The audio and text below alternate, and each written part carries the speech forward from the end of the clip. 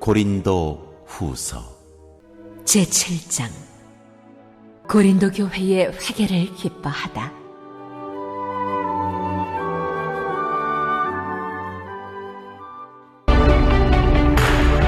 북아메리카 따쥐는 심장이 엄청 빨리 뜁니다. 그래서 에너지를 대느라 밤낮 없이 먹이를 찾아 헤맵니다.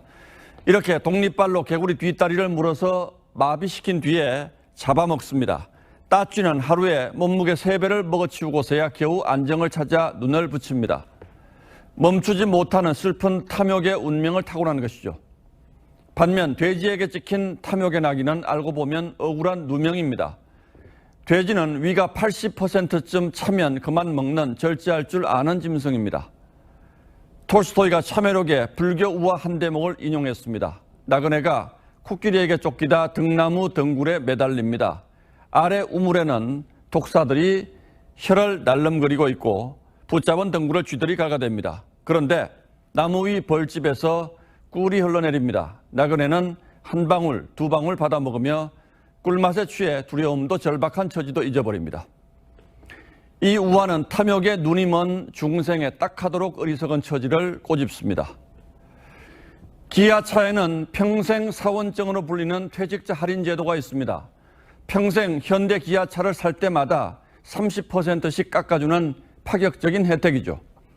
그걸 75살까지로 제한하고 2년에 한 번 할인을 3년에 한 번으로 늘리는 올해 단체 협약안에 합의했습니다. 그런데 조합원 투표에서 부결됐다고 합니다.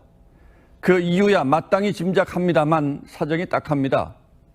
기아차는 50대 이상 사원이 절반에 가까워 한 해 퇴직자가 1000명 넘게 쏟아집니다. 원가 비율이 80% 선이어서 퇴직자에게 차 한 대 팔 때마다 10%포인트씩 손해를 보는 셈이죠. 그리고 그 비용은 결국 소비자가 떠안는 셈이 될 거고요. 가뜩이나 반도체 수급난으로 차값이 치솟고 출고가 늦어지면서 할인 판촉도 사라졌습니다. 중고차가 신차보다 비싸게 거래되는 판인데 이런 도를 넘은 퇴직자 할인이 소비자들 눈에는 어떻게 비치겠습니까? 금융노조가 임금 5% 인상 그리고 주 36시간 근무와 정년 연장을 요구하며 머리띠를 두르고 나선 것도 그리 고와 보이지는 않습니다. 이른바 대기업 귀족 노조가 이러는 사이에 비정규직 하청노조 근로자들의 삶은 어디로 향하고 있습니까?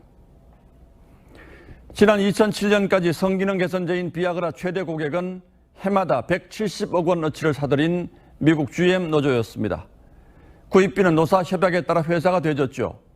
임금도 미국 내 일본 자동차 회사보다 60%나 높아졌고 결국 파산했습니다. 그리고 그 파산의 최대 피해자는 퇴직 노동자들이었습니다. 김대중 대통령은 IMF 관리 체제가 종료되기 전날 기아 자동차에 찾아가 깊은 감회를 털어놨습니다. 외환 위기가 기아차 문제를 중심으로 일어났을 정도로 외환 위기 하면 기아차가 생각나던 시절이 있었다고 했습니다.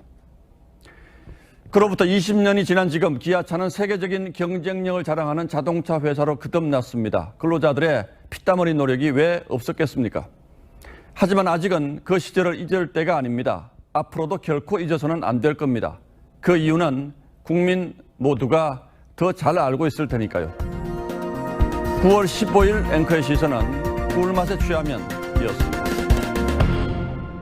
하나님의 뜻대로 하는 근심은 후회할 것이 없는 구원에 이르게 하는 회개를 이루는 것이요 세상 근심은 사망을 이루는 것이니라.